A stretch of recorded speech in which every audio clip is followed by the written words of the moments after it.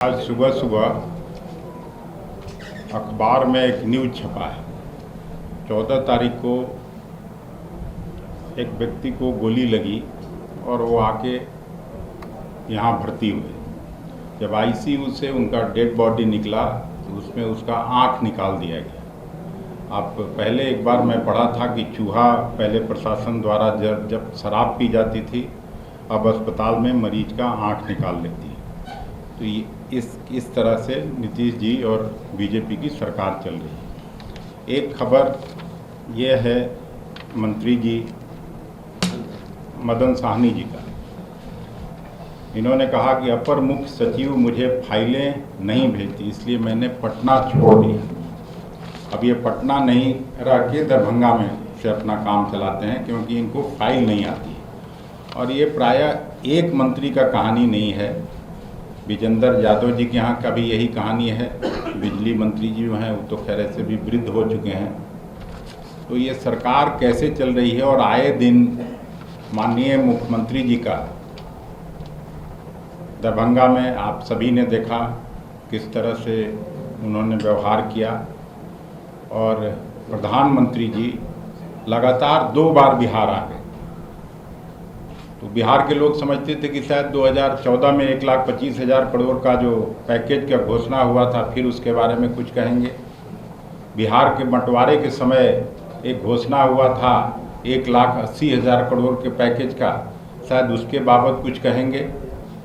लेकिन ये दोनों बातें नहीं कह के और सीधे तौर पर इलेक्शन कमीशन के आँख में धूल झोंक के और चुनाव प्रचार किया जा रहा था। झारखंड चुनाव का चुनाव आयोग को संज्ञान लेना चाहिए। 13 तारीख को जब पहले चरण का चुनाव हो रहा था, प्रधानमंत्री जी का दरभंगा में उस दिन अस्पताल के निमित्त आना, एम्स का, जबकि 1.5 साल पहले भी घोषणा हुआ था कि अस्पताल चल रहा है, और उसको लगातार लाइव वहाँ टीवी पर चलना ये इंगित करता है कि इलेक्शन कमीशन भी आंख बंद कर लिया है। फिर तुरंत 1 सप्ताह के अंदर कल दूसरी सभा जमुई में करके अपना चुनाव प्रचार करना। इसलिए मैं आपके माध्यम से चुनाव आयोग से आग्रह करता हूँ, प्रार्थना करता हूँ कि इसका संज्ञान लें। और अगर हो भी बिहार में, मुझे कोई आपत्ति नहीं है, लेकिन जो टीवी लाइव दिखाता है वो कम से कम झारखंड में उस पर रोक लगाया जाना चाहिए।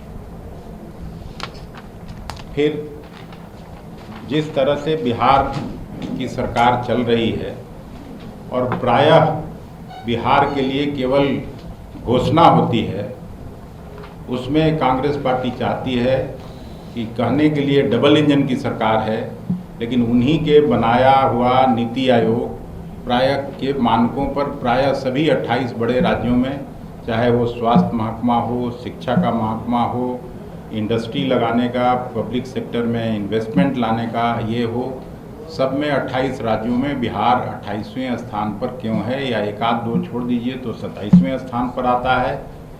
बिहार बद से बदतर स्थिति में जा रहा है।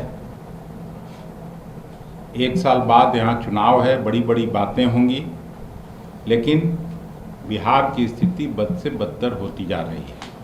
बिहार के लोगों का जीवन स्तर खराब हुआ है। तो बिहार को मुख्य धारा में लाने के लिए हम सभी कांग्रेस कर्मियों से भी लगातार हम लोग मीटिंग करके, बात करके और एक नया कार्य योजना पर काम कर रहे हैं, जिसकी घोषणा हम लोग बाद में करेंगे आपके सामने। इसी काम के लिए और ख़ास करके अनुपम जी को आप लोगों से यहाँ इंट्रोड्यूस करने के लिए और इनका सदस्यता ग्रहण कराने के लिए मैं आप लोगों को बुलाया था। आपको फिर से मैं धन्यवाद करता हूँ। अखिलेश जी, आपने कहा कि चुनाव आयोग क्या आपकी पार्टी की तरफ से चुनाव आयोग में इसको लेकर के शिकायत खुली गई है? चुनाव आयोग का आंख खोलने का काम आपकी पार्टी करेगी? नहीं, चुनाव आयोग को इसका मतलब आंख नहीं है, आप ही कह रहे हैं। आप बोल रहे हैं? नहीं, हम तो कह ही रहे हैं, हम तो लगातार इस केवल इस यहाँ से नहीं, ये वहाँ दिल्ली में दो बार प्रतिनिधिमंडल मिलके ये बात कहा है। जयराम रमेश जी का अगर आप देखे होंगे तो उन्होंने भी कहा है और बिहार के इशू को उठाया था। दूसरी बात ये जमुई में अनुभव जी ने देश की आज़ादी में कांग्रेस की बड़ी भूमिका की बात की। जमुई में प्रधानमंत्री जी ने कहा कि एक परिवार और एक पार्टी को श्रेय लेने के चक्कर में आदिवासी और जनजातीय स्वतंत्रता सेनाओं की अनदेखी की। प्रधानमंत्री ने आरोप लगाया। तो प्रधानमंत्री जी तो अनर्गल आरोप लगाने रहने के लिए जाने जाते हैं, इसमें तो कोई बात है नहीं। लेकिन वहीं आदिवासी मुख्यमंत्री को जेल भेजने का काम अभी कुछ दिन पहले किसने किया था? कांग्रेस पार्टी ने नहीं की थी। राष्ट्रपति को संसद उद्घाटन में, राष्ट्रपति जी को अभी न केवल संसद उद्घाटन में बल्कि अयोध्या में मंदिर के उद्घाटन में भी वो भी उसी वर्ग से आती हैं, उसी बिरादरी से आती हैं, तो उनको नहीं बुला के ये उससे वो समाज उपेक्षित और अपमानित नहीं महसूस कर रहा है? इस पे भी ध्यान जाना चाहिए था प्रधानमंत्री जी का और उनकी पार्टी का। तो बोलने से तो ये सब चलने वाला नहीं है। लेकिन क्या ये सच नहीं है कि बिहार लगातार पिछड़ता जा रहा है? नीति आयोग कोई कागज या पैरामीटर तो कोई कांग्रेस पार्टी फिक्स करती नहीं है, ये तो सरकार का ही ये है। और केवल बिहार का नहीं करता है बल्कि देश के सारे राज्यों का करता है। मैं उसी को उदाहरण के तौर पर आपके बीच कहा है। आपने अभी नीतीश जी का निर्धार के बारे में कई मुद्दों को रखा। कल नीतीश जी ने जमुई में कहा कि हम भटक गए थे, इधर उधर चले गए थे, भविष्य में आगे ऐसी गलती नहीं होगी, नहीं दोहराएगी। तो ये कोई पहली बार नहीं है, कल शायद 14वां बार ये कहा गया मुख्यमंत्री जी के द्वारा। सफाई तो एक आध बार होता है, 2 बार होता है, 3 बार होता है, लेकिन 14 बार नहीं होता है। और जब जब मुख्यमंत्री जी इस तरह का बात करते हैं तो इसका मतलब लगता है कि फिर कहीं जाने वाले हैं। बिहार का लोग तो यही समझता है। जब ज़्यादा सफाई होने लगता है तो हम लोग भी अब डर जाते हैं। आपकी तरफ आने वाले हैं, अब मेरी तरफ आने वाले हैं, कहाँ जाने वाले हैं, लेकिन कहीं ना कहीं जाने वाले होते हैं। बिहार में शेल्टर होम फिर बदनाम हो रहा है, 3 बच्चियों की पटना में मौत हो गई। नहीं, एक इसी के लिए तो ये सब मैं बताया। एक उदाहरण हो तब तो। बिहार की सरकार कैसे चल रही है वो अब नीतीश जी और बीजेपी के भरोसे नहीं बल्कि राम भरोसे चल रही है। उसको देखने वाला कोई नहीं है। बताइए ना, ये मंत्री इस तरह का कह रहा है कि मैं असहाय हूँ।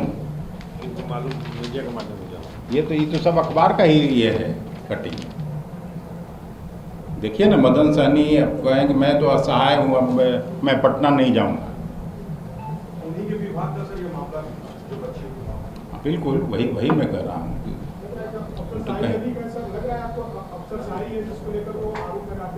तो भाई तो वही 3-4 अफसर चला रहे हैं, तो जनता में कहीं चले जाइए, बिहार के किसी प्रखंड में, किसी विलेज लेवल पे भी सब लोग यही बात बोलता है कि अब मुख्यमंत्री जी के सहारे तो चल नहीं रहा है, 3-4 अफसर शायद चलाते हैं बिहार सरकार।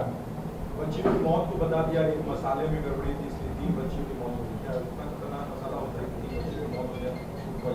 जिस पे आप लोग नहीं, वही कह रहे हैं कि भगवान भरोसे है बिहार की जनता। बांका में भी बैंक कर्मी जिस तरीके से दबाव बना रहे थे कर्ज को लेके, एक ही परिवार के 5 लोगों ने मैं देखा हूँ, ये भी है सबसे। ये भी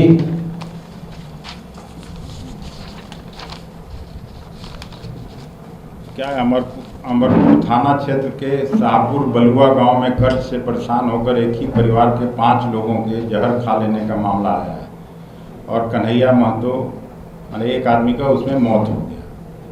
तो ये सब क्या दर्शाता है? कैसी सरकार चल रही है और कोई सुधि लेने वाला नहीं है।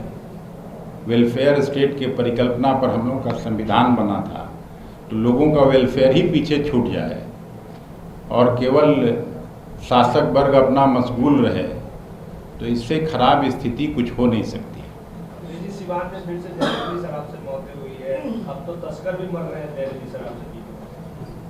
अब एक ही बात हम लोगों को बोलते हुए बार बार शर्म आती है। सरकार का तो एक्शन नहीं होता है, पता नहीं किस तरह से लोग पॉलिसी बनाते हैं, और अगर है कि नहीं हम शराब बंदी पूरी तरह से लागू करें तो पूरी तरह से लागू होना चाहिए।